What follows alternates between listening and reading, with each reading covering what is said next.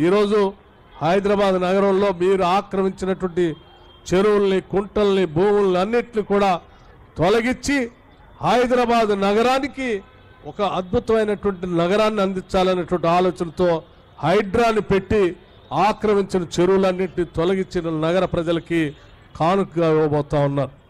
ఇదంతా ఈ రాష్ట్ర ముఖ్యమంత్రి, ఈ కాంగ్రెస్ ప్రభుత్వం, ఇందిరమ్మ రాజ్యం ఆలోచన చేసేటువంటి విధానం.